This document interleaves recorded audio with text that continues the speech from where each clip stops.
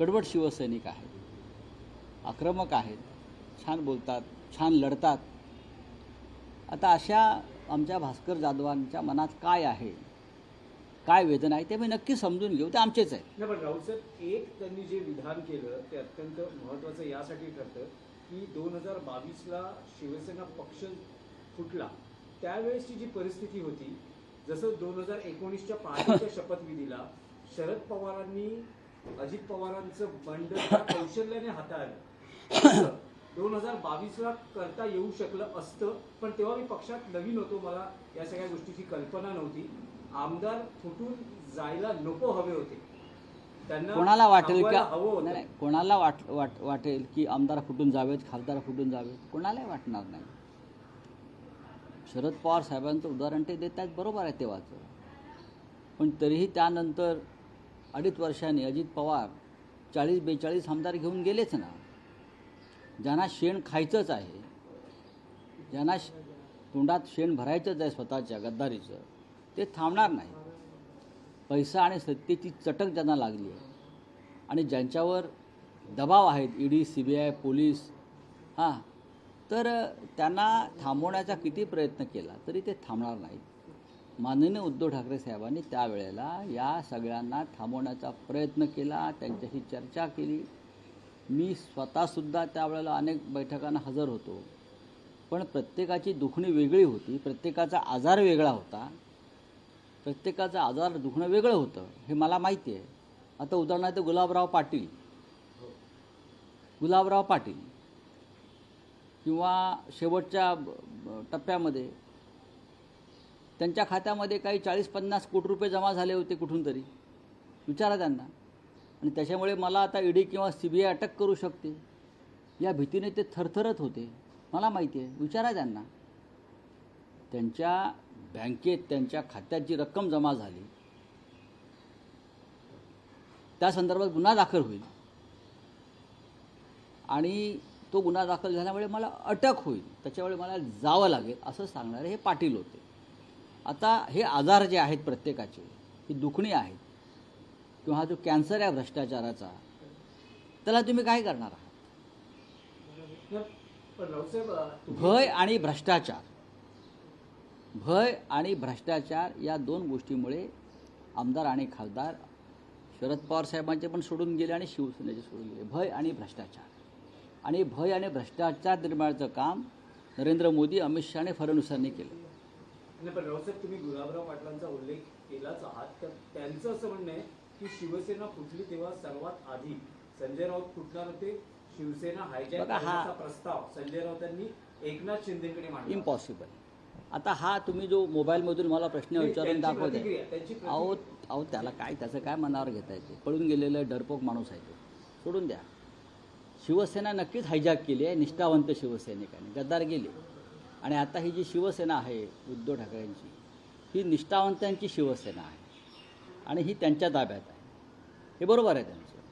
आणि हे लोक हायजॅक करणार होते, गद्दार लोक, त्यांना शेवटी पळून जावं लागलं.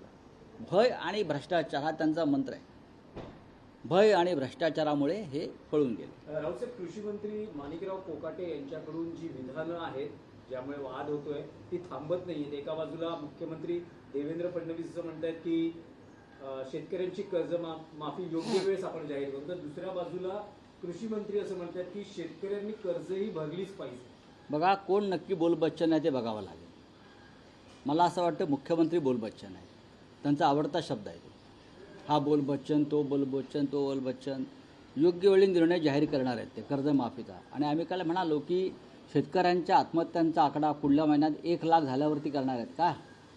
काय त्यांना विक्रमी आत्महत्या महाराष्ट्रामध्ये हव्यात शेतकऱ्यांच्या, त्यानंतर ते कर्जमाफी करतील व लाडकी बहिणींना 2100 रुपये देतील. बोले आपका क्या है भाई? सर, जिस तरीके से हम देखते हैं कि युद्ध हो रहा है ईरान और इसराइल के बीच में, अमेरिका बीच में आया, वहीं प्रधानमंत्री ने भी जो ईरान के प्रेसिडेंट से बात करी है, पीस की बात करी, तो देखिए पीस की बात तो होनी चाहिए.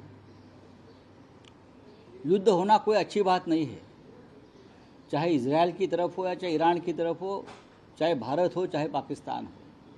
नुकसान तो जो सामान्य जनता है उनको होता है, उनके घर जले जाते हैं, उनके ऊपर बॉम्ब पड़ते हैं, उनकी रोजी रोटी छीन जाती है, लोग मारे जाते हैं। लेकिन प्रेसिडेंट ट्रंप को फ़ोन करना चाहिए मोदी जी ने। ईरान के प्रेसिडेंट को फ़ोन करके तो कोई फ़ायदा नहीं है ना। प्रेसिडेंट ट्रंप को पूछना चाहिए कि आपने हमारा वॉर रुकवा दिया, हम पर प्रेशर डालकर, भारत पाकिस्तान का, लेकिन आपकी भूमिका ईरान और इजराइल के वॉर में बहुत अलग है। आपने ईरान पर बॉम्ब डाला और इजराइल को मदद की। आप हमारे मित्र हैं प्रेसिडेंट ट्रंप, आपके लिए हमने नमस्ते ट्रंप वगैरह वगैरह प्रचार की, बहुत सभाएं की, फिर ये दोहरी नीति क्यों है? ये प्रेसिडेंट ट्रंप को पूछना चाहिए। ईरान मेरे हिसाब से एक स्वाभिमानी राष्ट्र है, एक मजबूत राष्ट्र है, और जब कोई अपने देश पर हमला करता है तो डिफेंस का अधिकार हमको है, भारत को भी है, ईरान को भी है। इतना ही मैं कह सकता हूँ। एकनाथ शिंदे जी श्रीनगर में गए हुए थे, वहाँ पर उन्होंने बयान दिया। एकनाथ शिंदे ने कहा है कि जिस तरीके से कि जो अभी जो सरकार मौजूद है वो कांग्रेस का हाथ नहीं, अब ये मोदी जी का हथौड़ा है, पाकिस्तान ये जान गया है। क्या बोल रहे हो? ये कौन बोल रहा है? एकनाथ शिंदे जी ने कहा। कौन सा हथौड़ा है ये? मोदी जी का हथौड़ा। हथौड़ा है मोदी जी का, इसलिए डर के पीछे आ गए ना प्रेसिडेंट ट्रंप के फ़ोन के बाद। देखो, मैंने बोला ना, ये भय और भ्रष्टाचार से पीड़ित लोग हैं, एकनाथ शिंदे जैसे लोग। ये जब भयमुक्त हो गए बीजेपी के भय से, तब ये असली बात करेंगे। ईरान नहीं डरा है, ईरान लड़ रहा है प्रेसिडेंट ट्रंप के हमले के बाद भी, लेकिन प्रधानमंत्री और उनकी बीजेपी डर के मारे पीछे हट गए। लगता है ये शिंदे जी ने अपने आँख पर पट्टी डाली है और कान में कुछ डालकर कान भी सुनना बंद कर दिया। चले जाओ। हिंदी भाषा सक्ती के खिलाफ शिवसेना कुछ आंदोलन करने वाली है या क्या? आंदोलन की ज़रूरत नहीं है। नंबर एक, हमारा जो संघर्ष चल रहा है वो जारी रहे।